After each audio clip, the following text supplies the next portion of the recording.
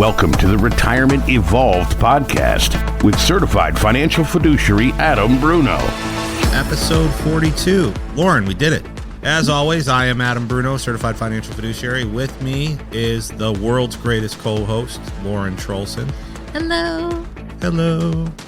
And we're getting started with episode 42. I got everybody it was a little premature episode. You jumped. For 50, we have to do something big. Yeah, that's what I was worried about. You know, we didn't have any special guests or anything today, so I was kind of worried about that. 50 is going to be great. 50 is going to be great. You planning on 50 already? Oh, You're planning it out? Oh, okay. yeah. All right. First of all, we want to thank all of our listeners. You know, we've already eclipsed some of our numbers that we wanted to eclipse. We've had over 1,000 downloads. Probably more than that now. That was 10 episodes ago. Yep. So we definitely want you to like, subscribe, follow. Did I get them all? You got them. Yeah, make sure you like, subscribe, follow. You'll get updates when we have a new episode. We always love doing this and spreading some education into that, spreading some wisdom into the retirement world. Right. Education's great, but wisdom's even better. This week in history, 1939, Gone with the Wind, the drama film directed by Victor Fleming, premiered in Atlanta, Georgia. And boy, did that shake things up in the film industry. Oh, yeah. 1901 to 1996. 1966. Right, 1901 to 1966. Oh, okay. That's what I said. I thought you said 96. Booty traps. Okay. No, booby traps. That's what I said. I said booby traps. Okay. Little Goonies reference there. Did you pick up on that? Okay, good. 1901 to 1966. Walt Disney was an American entrepreneur born on December 5th, 1901. He died on this day in 1966 at age 65 in Burbank, California. Boy, that's sad. I know. You know, there's a rumor in my family that he and my grandmother might have been dating for a little while. That's a new rumor. I didn't know that one. Yes. Wow. So they were together playing Mickey Mouse. That's what I've heard. Wow. Okay. Yeah. There's also a rumor that his head is frozen somewhere on the Disney World property in Walt Disney World. Like they're trying to preserve his brain just in case they can ever, I don't know. Elon Musk have a field day with that one. Oh, yeah. 1791, U.S. Bill of Rights ratified when Virginia gives its approval. Becomes Amendment 1 through 10 of the U.S. Constitution. 1840, Napoleon Bonaparte receives a French state funeral in Paris 19 years after his death. Of course, that's one of the most controversial figures. There's a new movie now that I really want to see. Yep, just came out. And of course, he had the most famous medical condition ever named after him, Napoleon syndrome. Yeah. All right. Oh, my gosh. Well, if you don't know what that is, you can Google that. 1955, Folsom Prison Blues, single released by Johnny Cash. Billboard Song of the Year, 1968. One of my favorite artists. I love me some Johnny Cash. Me too. You know what? What did you say, Lauren? It's what time? It's that time for a little Say What? Yep, I hear you. Reading, Pennsylvania. This was October 2nd of this year. A mummified man known as Stone Man Willie will receive a proper burial after being on display at a funeral home in Reading, Pennsylvania for over 128 years. Did you say 128 years? Yes, he's been on display. The unidentified man was an alcoholic who died of kidney failure in a local jail on November 19th, 1895. He was accidentally mummified by a mortician experimenting with a new embalming technique, according to Ammon's funeral home. Gee, I guess it worked. Right. Dressed in a suit with a bow tie, this gaunt man is displayed in a coffin with a red sash across his chest. His hair and teeth remain intact, and his skin has taken on a leathery appearance. I thought this was cool. Because the man gave a fake name when arrested for pickpocketing, Stoneman Willie identity was unknown for many years, and local officials were unable to locate relatives. But Ammon's funeral home says it is now he has now identified as Stoneman Willie using historical documents and will reveal his name later this week when they lay the body to rest. Until now, not much was known about him beyond his Irish roots. So he was Irish. Yep. Wow. You know, 128 years seems like a hell of a punishment to be on display for pickpocketing, right? I mean, I think he got more than he bargained for. Oh. Holy cow. Okay. Well, on that note, we'll switch gears a little bit. Yeah. Upcoming workshops and special events. As you always know, if you're listening to this podcast, just show up at the event. Tell us you heard about it on the podcast. January 9th and 10th, 2024, Taxes and Retirement at the Hilton Garden Inn. Start time's 11 a.m. This one is for first-time attendees only. If you've been to one of our other events, we have to make sure that we have enough space for people that have not been before. That's becoming a real issue for us. Of course, you're always welcome to come into the office for a one-on-one appointment with us, and we can talk a little bit more about your situation. Thursday, January 11th, 2024, at the historic Burroughs home located in downtown Fort Myers is our annual Wine and Wisdom post-Christmas party. This is our first themed event, and it's all about Gatsby, glam, and the 1920s. So get ready for a fantastic swing band, great food, and a lot of laughs. And Woo! I'm really looking forward to that because, I love wearing my tux once a year. I'm so excited. Yeah, I'm hoping I get to wear it more than once a year this coming year. I think you will. Yeah, I think you so will. too. There'll be events. And of course, we are Evolution Retirement Services and Evolution Wealth Management, your one and only stop in retirement. And we have to make sure that you constantly have the wisdom that you need to navigate retirement and be able to go to bed at night feeling absolutely wonderful, knowing that you have made your retirement one of real significance. So that being said, you can go to taxfreefortmyers.com. You can download my book. You can also go to evolutionretirementservices.com. There's a few articles that I wrote for Kiplinger there and all kinds of resources for your retirement journey. And it is a journey, and you always need a guide, right? So don't worry about calling us or texting us or emailing us. You'll never be charged. Go ahead and get in contact with us. We'll answer any of your questions. We got a ton of them today, I know. So because we have so many questions, Lauren, why don't we get right to those? Great. We've got Todd. He's 60, Cape Coral, Florida. Adam, should I have life insurance that will continue beyond retirement? Is my retirement plan ready for the impact of me and my spouse passing away and what the reduction in Social Security would mean for the surviving spouse? Lauren, that's always a big element. Well, I should say a big elephant in the room, right? We always plan for both of us to be around. That's something that we plan for when you're husband and wife or your spouses. So that reduction in Social Security, to address that first, you'll still keep the larger of the two Social Security benefits, but it will be a reduction. That being said, even though it's a reduction, it still helps you remain in a lower tax bracket because now if there's only one person, the tax brackets change to single instead of joint, so we don't have as much room. Now, lifestyle-wise, that could impact the lifestyle if you're spending all of the Social Security money, both of your Social Security monies every month, then that could impact your lifestyle, which is why a lot of people tend to rely on life insurance. But this particular question, after you retire, should you get life insurance? The answer to that is that's pretty tough to do because it becomes more and more expensive. The best thing to do, a lot of people feel like, well, I'm covered when they're working because they'll pay $3 or $4 and they'll have like 3 or 4 times their annual salary and life insurance if anything happens to them. And that's all well and good. That's great. But what you can really do to maximize your life insurance is, do a 20 or a 30-year term policy while you're still working. That'll create, some nice cushion, and you should be able to get the insurance for relatively cheap, right? It's not cheap insurance, but the price is low when you're, when you're younger. The other thing you can look at in that situation while you are younger, a lot of people like to say, well, I can buy term life or I can buy whole life. Whole life, as we know, is very expensive because it covers you for the rest of your life at that amount. So the higher the amount, the higher the cost usually. And it does build cash value and get paid dividends and things like that. If you're not interested in any of that, you can just do permanent life, which is the life insurance is just straight life insurance. If you pass away, your family gets this amount. And what you can do with that is you can actually make it up to any age. You could do it to age 90, age 95, age 100 even. Obviously, the higher you go in age, the little more cost it is. But it's somewhere in the middle of a term and a whole life policy when it comes to cost. So if it were me and you were my relative, Todd, I would tell you to take a look at permanent insurance while you're still working or even right before you retire. Take a look at the costs there. Also, you mentioned, is my retirement plan ready for the impact of me or my spouse passing away? It's actually a really good question because we can't tell you the answer to that. What we find is that when you retire and you focus more on your goals, if that's one of your goals to make sure that your spouse is still okay, then your investments have to reflect that goal, right? And that's why it's so important to be goal-focused and not performance-focused.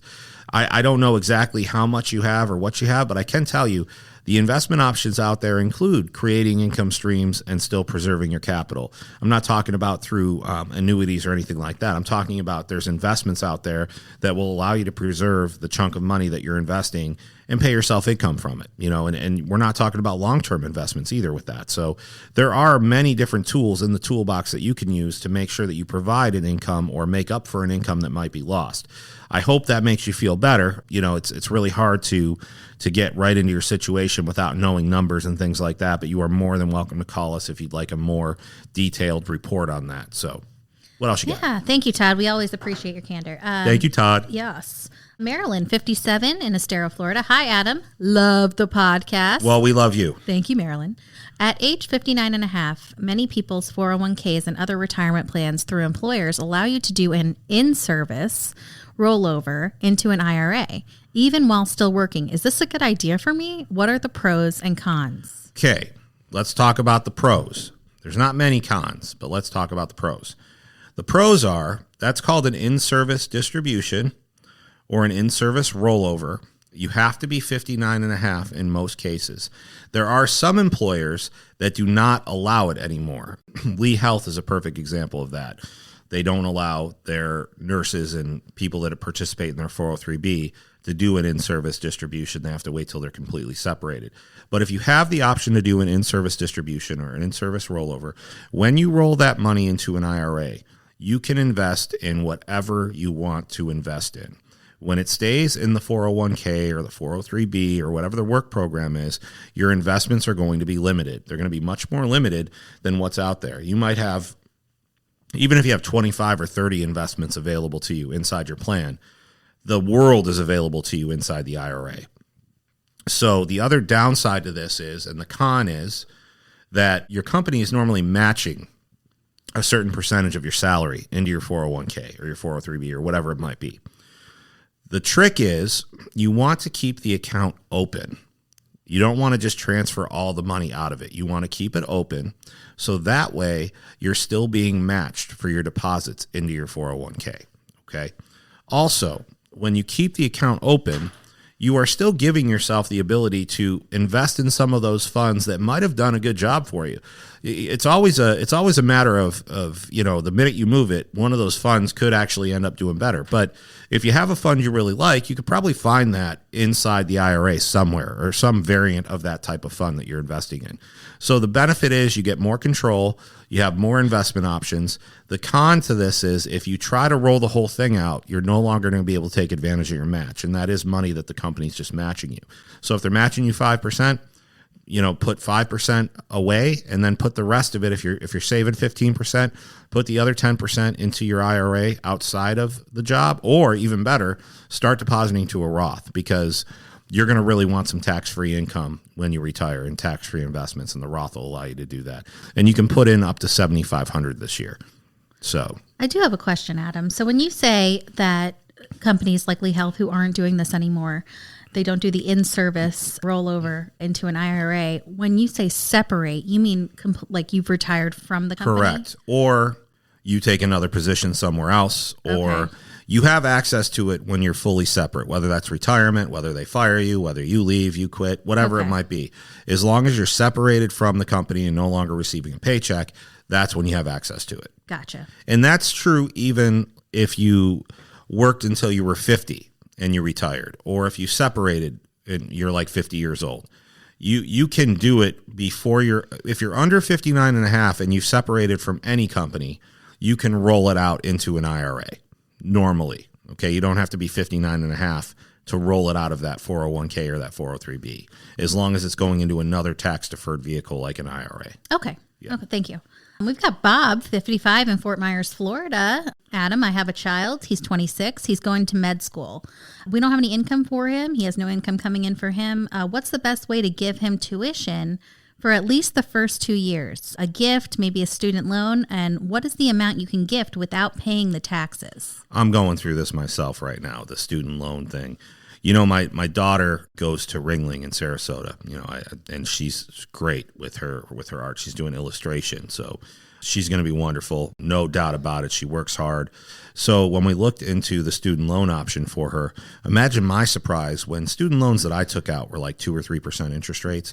Now they're like 10, 10 is the minimum. Crazy. The interest rates are horrible. So I don't, if you have the means, I'm always going to tell you don't do the student loan because that's a crazy interest rate. Like next year, I'm paying her tuition in full minus her, financial aid or whatever she gets, which isn't much. She has a few scholarships and stuff, but it's still, and colleges are crazy expensive right now. I think her college is like, I don't know, I want to say it's like $76,000 a year or something like that. Oh yeah, well it's a private college, correct? Right, yeah. It is private, and it is, you get what you pay for. It's an amazing place, but the one thing I will tell you about this is if your estate is under $12 million, okay, you can gift up to, $17,000 from each spouse. You can gift that to your child or your grandchild, or if you just want to give money to your family members, you can gift up to $17,000 per spouse. The worry there is that you don't want to go over. You don't have to file a gift tax return for that if you're just gifting the $17,000. So in your situation, Bob, you and your spouse can each give your son $17,000 or $34,000 without having to worry about filing gift tax returns. But unless the estate is over $12 million, you don't even really have to worry about those limits. So if you wanted to give them more, you could. It's just that you get a $12 million allowance on gifting. So if you're never even get close to that $12 million, then it's not really a big deal. So in your situation, I would say if you're under that $12 million, you guys can gift him as much as you want to. But if you are going to be over that $12 million, then you probably should stick within those $17,000 gift parameters. Awesome. Thank you, Bob, and thank you, Adam. Sherry, 68 in Cape Coral, Florida. What is a good dividend-paying stock or mutual fund? How can I balance investments in retirement for income? And is investing in a second property, like a vacation home, a good idea? So this is kind of a 3-part question, so we'll take this one step at a time. Right. So when we talk about the good dividend-paying stock, that's always going to come down to what your risk tolerance is. And Lauren, with our families, we do Risk-A-Lies. That assigns them a speed limit from 0 to 100 miles an hour. The higher the speed limit, the more aggressive of an investor they are. But if you are aggressive, covered call exchange-traded fund strategies, they're yielding close to 12% right now. More conservative, your dividend stock ETF, your municipal bond ETF, those are all doing about 4 to 5%. Of course, the municipal bond ETF, that's tax-free. Dividend, of course, you're going to pay taxes on. But I guess that kind of gives you 2 ideas there, Sherry, depending on, how aggressive you are as an investor. And what was the second part of that question? How can I balance investments in retirement for income? Okay, so that's going to depend on your income need. That's a very loaded question, but let me attack it, one step at a time here. So you need to look at what's coming in and what's going out. Do some math on what part of your portfolio needs to generate that income that you need, or what the typical numbers are that say you need to generate. If you have a gap of, let's say, $500 a month, you probably need to put $150,000 in that dividend ETF that we talked about, right? You also have the option right now. We'll put it this way. If you go through like a barrier note, which is something that we're doing a lot with our families, some of our families have a $1,000, $1,500 a month gap, right, that they need to cover. So like a barrier note right now, those are designed by large financial institutions. They used to not be available to the public, and now we've found a way to go ahead and make them available to our investors, our families, right? So if you have a barrier, let's say 30% on the S&P, you invest some money. Perfect example of this is, you invest $200,000 into a barrier note for 1 year. And the barrier on the S&P 500 is 30%. That means as long as the S&P 500 does not go down by more than 30%, you're going to get an 8% income stream from that particular investment. So that's $16,000 a year, right? So that takes you well over, the $1,000 a month that you needed. That's probably closer to the $1,500 that you needed, or somewhere in that range, $1,250. But the downside to this investment is if the S&P goes down more than 30% in 1 month, you don't get your payment that month. The upside is when it doesn't go down, we haven't had it happen where a family missed a payment yet. And ultimately, at the end of that time period, if you do it for a year, at the end of that year, as long as the S&P isn't down more than 30%, you get your $200,000 back and you find another note. And obviously the rates are going to change. It's not always going to be 8%. Sometimes it's 6%. Sometimes it's 5%. So you just have to adjust the amount that goes in. What families really like about that is you're preserving that principal rather than if, say, you put $200,000 into an annuity, which we don't discriminate against annuities. Lauren, we use them as pretty much bond alternatives. We don't use them for income. But the reality is that, if you did an income from an insurance company, you handed them $500,000, they hand you $20,000 a year for the rest of your life. The problem is, 10 years from then, let's say that you did it this year and you're making $20,000. 10 years from now, your $20,000 isn't going that far. Plus, you're spending your own money down. So you're essentially spending your own money. This is an option where you don't spend your own money down, you preserve it, and you can always adjust the amounts and what you need for your income gap, if that makes sense. And what was the third part of that question? The third part is investing in a second property or a vacation home a good idea? Honestly, at this point in retirees' lives, it's more of a lifestyle choice.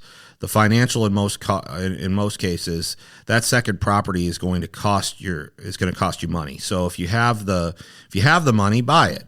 But you need to plan to make sure you still have enough. So looking at it as an investment right now is probably the wrong idea. A second home, though, that's a lifestyle thing. If you want a vacation in Cape Cod every year, that's fine. And obviously, with real estate, that it's probably going to hold its value, and you could probably sell it for more later on. But you shouldn't necessarily just jump on something and buy it because it's an investment, right? Now, if you buy the right property, the right price, and you want to rent it out on Airbnb or something like that, that could work. But you're paying fees, you're paying taxes. There's still costs. There's still costs that you're going to have to watch out for. If something, there's always something. When you buy a house, there's always something that could go wrong, right? Right. Look at people's AC down here during the summer. It goes out. God. It's $10,000. It's more than that. And that's on the. I was going to say that's on the lower side. 12 to 14. Usually. A water heater, whatever it is. There's a million things that happen, and you got to be prepared for that. So yeah, it's interesting. When you're in our business, you see a lot of the costs that come up, and families will tell you that it's just one thing after another each year. But the reality is it only feels like that because you've had 30 years now of, not having all these things come up. The transmission in the car goes, the pool pump goes, the air conditioner goes. We need a new roof. We need a new hot water tank, like you said. Those things all, you're not going to be making those purchases every year. Hurricane windows, whatever it might be, right? So there's always going to be expense in retirement. That's a great point to bring up. And a lot of times families will ask, well, am I better taking my money out of the bank or am I better financing it? Well, 3 years ago, probably better financing it because the rates were really low and you could probably earn more on your investments than the interest rate you were paying for whatever you were paying for. So right now, though, with interest rates being so high, it's probably better just to bite the bullet and pay cash, and do it. So I love when you ask families in our educational workshops, did you think that you would be spending less in retirement? Or, oh my God. Did you guys think you'd be spending more in retirement or more when you were working? And 9 times out of 10, people are like, oh, more in retirement. Yeah, well, Lauren, that comes from just the lie that they've heard their entire lives of, hey, you don't have to worry about taxes in retirement. Like everybody hears that. Don't worry about it. You'll be in a lower income bracket. Your taxes will be low. But like I always say, does anybody go into retirement and spend less money? It doesn't make any sense, right? If anything, we spend a little bit more money. Yeah. So it's just this idea that we're told a lot of things just to basically kick the can down the road while we're working, right? And we don't get the knowledge that we need, and you never end up getting it till later on in life. That's why I love it when we get, younger people listening to this podcast. We've had younger people come in the office now, and they're getting ready and we don't charge them a thing. We tell them when they retire, hey, come back in and we'll talk, right? Yeah. There's no point in charging somebody unless they're going to receive a very high level of service, and we can really bring value. And that's the same message that we share with everybody, folks. If we don't have a way to bring you an incredible amount of value it's not going to be a good relationship. You're going to eventually leave, and we don't lose families. That's what I love about our business. We work with the right families, but we help everybody who walks through that door. We help everyone that walks in. And, I just want to say thank you guys for submitting your questions and keep them coming. We love them. We appreciate it. I did also, Adam, want to take this time to introduce Amber. She is not on the podcast today, but she will be joining us. Right. So what's really happened is, Lauren's taken on quite a bit more with the growth of the company and everything. And we always want to grow the right way, not the wrong way. We don't grow too fast. We don't grow too slow. It's like Goldilocks. It's just right. Right. So Amber is going to be a great addition to the team. Lauren as well, she has a background in bartending. So really good people skills, really good on the phone and making people feel comfortable. And Lauren's going to be taking on more of a bigger role with our marketing and a lot of things that have come up with that. Things have become more popular as we've become, one of the concrete names in the industry down here in Southwest Florida. It's led to a lot of other opportunities, a lot of people calling us, asking for speaking engagements, things like that. So Lauren's trying to navigate all that right now while we're still wanting to pay attention and provide that high level of service for our families. And I really think Amber's a very good solution to that. She'll still be just, she's just like an extension of us. Yes. And, Martha as well. I just feel like we've got the right people on the bus. I love it. Does mean that Kurt and I are surrounded by women. Lucky dogs. Yeah, I know. It's so we have to definitely mind our P's and Q's. Although, Lauren, sometimes you keep us on our toes. So I try. Adam and I also want to give a big shout out to Mac's Asian Kitchen and Sushi. Listen, Man. I could spend 15 minutes talking about Billy Mack and Jess Mack and everybody over there. But folks, if you have not had the opportunity to visit Mac's and have a meal there, it's actually right near Fiddlesticks there in the Publix Plaza. It used to be a Beef O'Brady's. Thank God Beef O'Brady's left, though, because Mac's is amazing, and Billy does such a great job. Everything, he's meticulous in the kitchen. And Lauren, I'm not usually a big sushi guy, but man, I could eat sushi almost every day of the week from there. I mean, it's not just sushi. They have a unique spin on a lot of different Asian dishes that you're probably familiar with, and it's delicious. The Mongolian beef, oh my God, melts in your mouth. Phenomenal. Yeah, the service is great. Just make sure you ask for Jess when you go in. Yeah, Jess is fantastic. Yeah, she's great. But we love Billy Mack, and we love it over there. So I did tell him, I said we got to always give him a shout out on the podcast. There are a lot of great restaurants in Southwest Florida, but very few of them that we go to. You can always talk about how amazing the food is, but very few of them have amazing food and amazing service. That's what's so hard to find. And if you go, make sure you ask for the evolution roll.